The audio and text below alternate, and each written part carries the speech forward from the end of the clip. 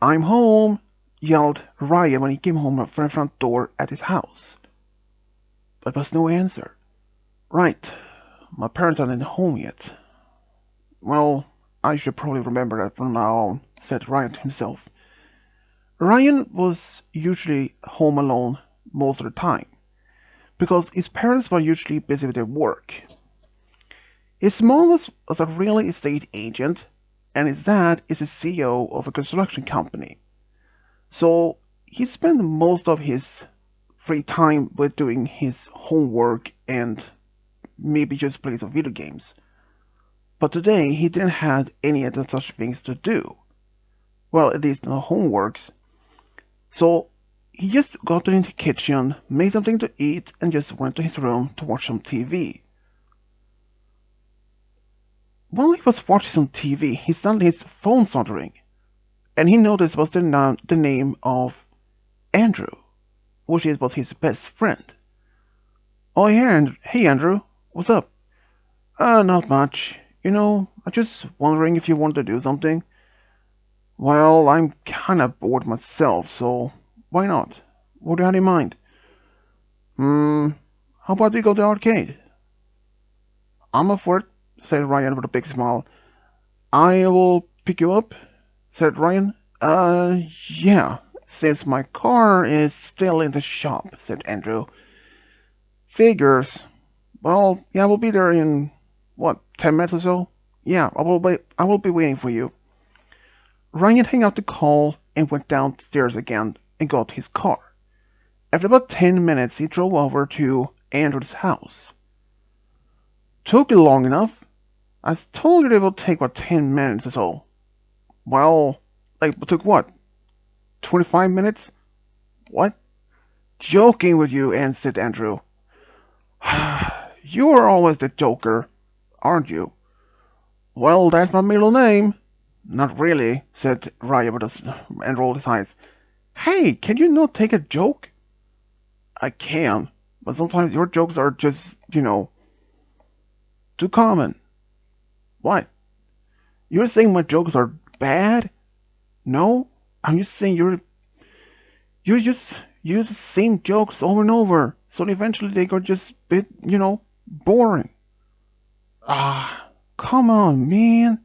I'm trying to get my image up." "Your image? As about what? The high school joker?" "Never mind," said Andrew and got in the car and they drove off to the arcade. "So, what kind of games do you have in mind to do at the arcade?" asked Ryan while driving. "I don't know. Maybe try some of the new ones they had." "They have new ones?"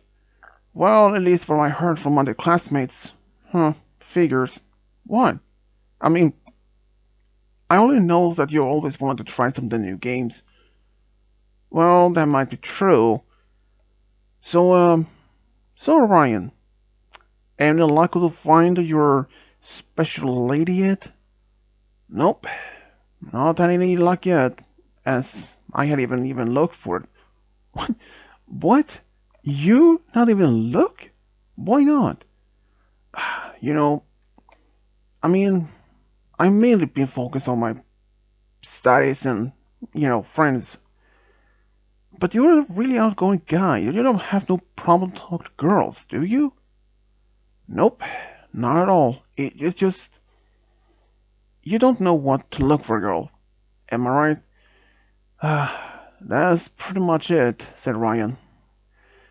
"Anyways, you know how much really want a girlfriend, but just most of the girls I talk with, I don't feel any sort of connection to. I mean, have you tried to do like, yeah, those kind of, you know, arrange dating or speed dating or something like that?" Thought about it, but not interested." "I will let it just come to me though. You should probably just ask a girl out." "Well, I mean, I might," said Ryan. When they arrived at the arcade, they just went in and they split up and just doing their own games that they wanted to do. After about a couple of hours of being playing the games, Ryan decided he was had enough and he wanted to just go home. But Andrew, he was far from done. He wanted to play more and more and more. And after about almost around 6 p.m. or 7 p.m., around the time when the arcade was about to close, Andrew, it's time for you to get home. What? Already? Man, time really flies when you have so fun. Well, you've been playing for at least a few hours now, but I haven't. I would have had to go home for a while now. But you always wanted to play more until they closed the arcade. Can you blame me though? I mean, there's so fun here. Well, if you like it so much, why don't you just move in here? And you can play the games as much as you want. Hey, well, that doesn't sound a bad idea, but sadly I can't, said Andrew back. I know, that's a joke. But come on, let's go home. Fine, said Andrew. So, do you have any plans for the weekend? Asked Andrew on the way home. No, my parents won't be home for this weekend. Hey, why don't you throw a party at your house? A party?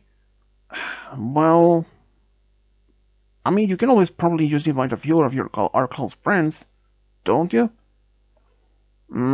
Probably. I mean, I had to ask my parents for permission first. Hello, you're almost 18. Can you not just give it a start and throw your party for once?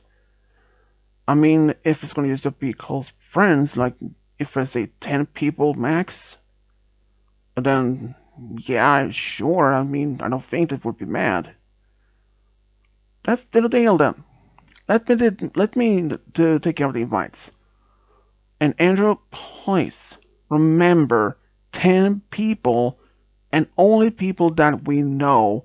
If there are more people that will show up that I don't even know, it will be on you, not me. You remember that? Remember that? Yeah. Don't worry, Ryan. Don't worry. I had this. You got me on this one. So after Ryan dropped off Andrew by his house, Ryan drove home and his parents was home. Ryan, where you been? Asked his mom when he stepped in. Oh, sorry, I was with Andrew for the arcade for a few hours. Ah, your friend really likes the games, doesn't he? Yep, that's for sure. That's Andrew for you, said Ryan, a chuckle. Anyways, Mom, Dad, yeah, said his parents during dinner. I was planning to have a party this weekend. A party? Both his parents looked at each other in surprise. You've never been the type of throwing parties before. What's it change? Well, it was actually Andrew's idea. Oh, but I told him max 10 people, and I would not let any people that I didn't know in house, you know? Good call, said his dad. But yeah, why not? We don't mind that you have a small party with your friends and you can order some pizza and something like that. Thanks. After that, he did texted Andrew and said they had approved, but also remember only 10 people. And he said he had only invited other more people they had. Then he asked for which more people. One among the two people that he did recognize by the name almost immediately was Emily and Morgan. Both were actually classmates of his from high school. Alright, this is gonna be fun. And that weekend on the Saturday when they had a party, they were just having a great time. There were a lot of pizza, a lot of drinks, there were a lot of some games and even during the party, Andrew was actually talking to some other people, and Ryan, he saw that Emily was alone, even though she arrived with Morgan. Hey, Emily. Oh, hey, Ryan. Have a good time? Uh, yeah. Thanks for inviting me, though. No problem. So, where's Morgan? Uh, I think he went somewhere with one of his friends, just, talking or something. Aren't you here with some of your own friends? No, none of us had even invited or even could come. Oh, that sucks. Yeah, But hey, at least you arrive here and have a good time. You wanna talk about something? Um, about what? Hmm, I know. Your favorite movie, for example. Emily was a girl that Ryan had known for since the first year of high school. Even though that she was dating Morgan, Ryan had a crush on her.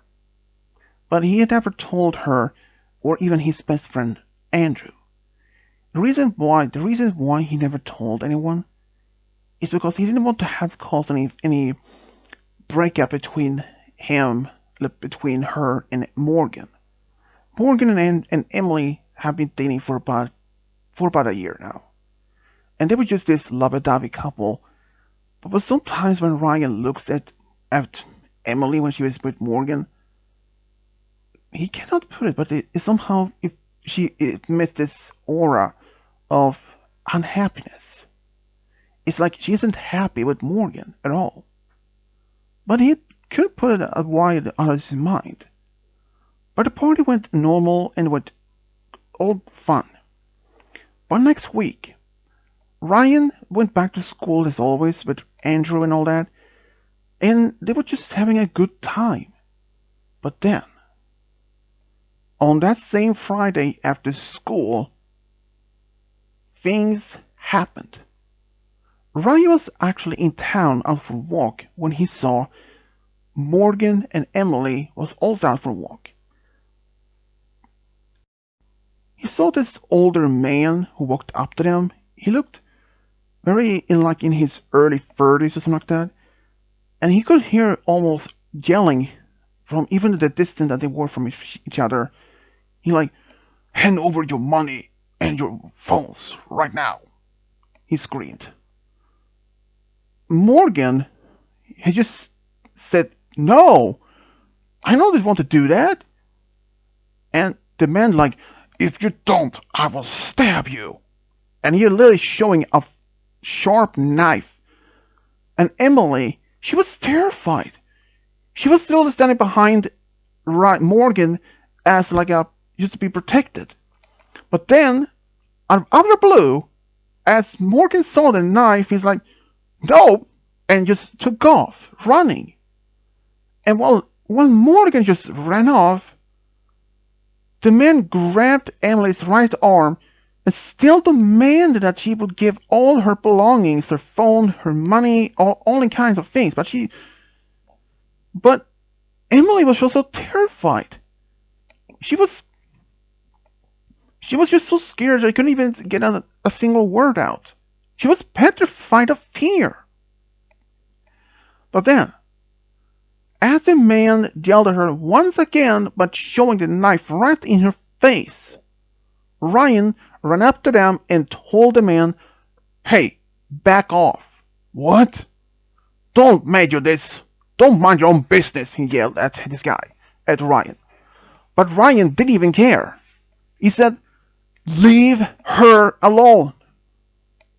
But the man said, leave, or I will stab you instead. But he didn't care. And the man rushed forward with the knife and stabbed Ryan in the shoulder, but the cut wasn't that deep. But then Ryan punched the guy right in the face, but even made him even more angrier.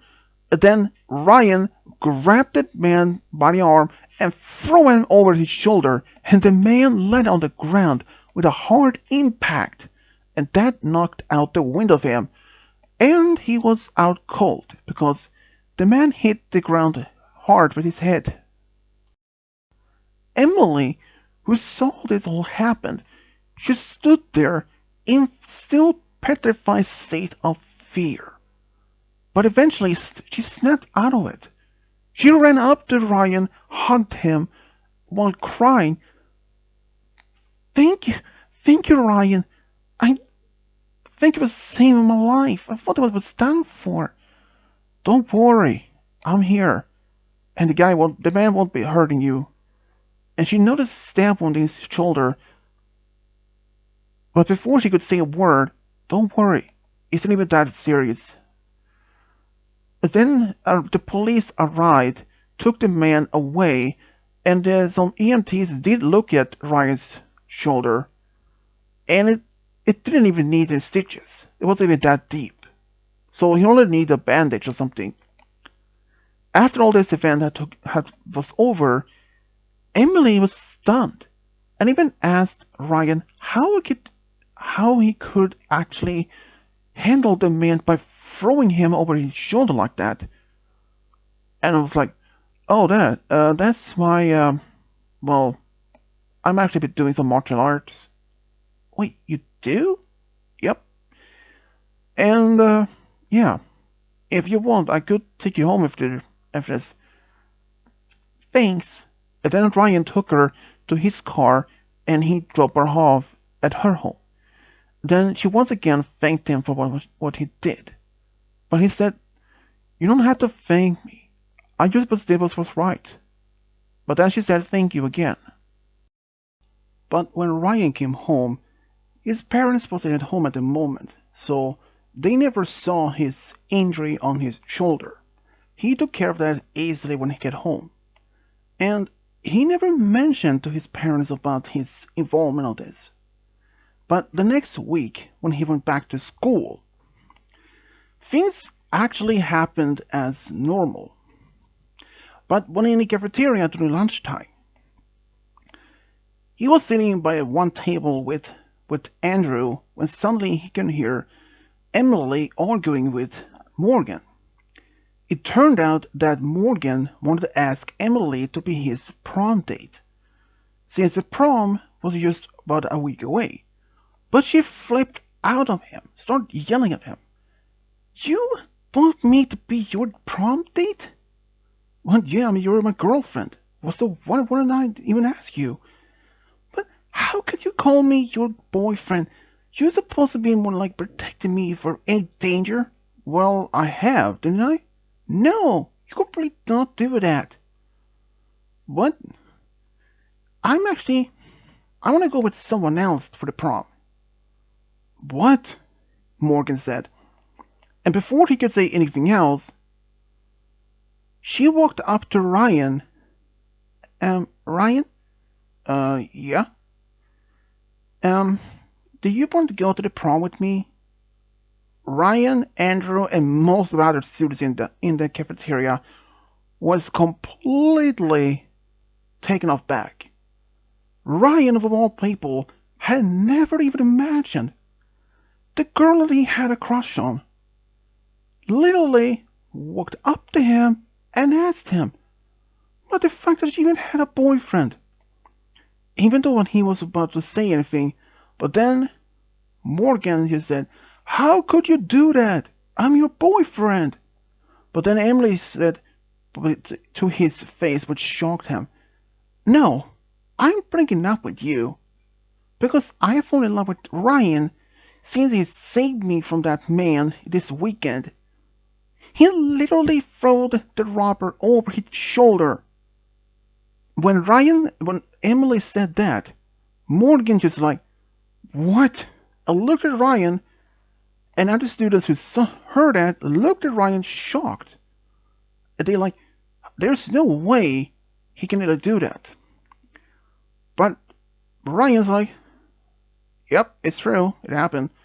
There's no way you can do that, said Morgan. Actually, he can, said Andrew. What? Then Ryan explained that it's possible because he has a black belt in Taekwondo and in Karate. What? You have black belt in both? Yep. But how? Said Morgan, shocked, almost scared. I have been taking Taekwondo classes and Karate since I was a young kid, around 5 years old. I took the black belt in both in less than 5 years each. Still practicing that. But there's no way. You may be surprised, but you never judge people's appearance. And if Emily doesn't want to be with you anymore, well, it's up to her. And you really just ran away from her when the man threatened her with a knife. People who heard that, they were like, There's no way he just did that, did he? Ryan, is this real? Said one of the students. Yes, it is. I can prove it. Then he showed him their shoulder. I was stabbed by the man here. And Emily said, yes, it is true. Even the police showed up. Everyone just started to sing, wow, you're really a brave guy, Ryan. And everyone just started telling that he was a great guy, that he was a hero. Morgan tried to talk to Emily to give him a second chance, but she refused. She told him, don't talk to me ever again. And after that, everything went back to normal as good, as it could. And even after this particular small incident in the cafeteria, every student from now on avoided Morgan. He literally was now by himself. Some of his close friends abandoned him. They called him that how cowardly he had left his ex when they would get robbed like that. They thought that he fought for more of his own safety more than over Emily's. But Emily and Ryan, though, they actually went to the prom together. And after they finished high school, Ryan actually went to college to study business so that one day he can take over the family business from his dad. And Emily, she actually went to work with Ryan's mom because she wanted to be a real estate agent like Ryan's mom. And after a while, she was hired. They even got married 3 years after they finished college. And they later have two daughters, twins. They named them Sarah and Jenny. Emily had not even imagined her true dream man was just around the corner. And just shortly even after the prom, Ryan actually confessed his true feelings for her. And she was happy to that.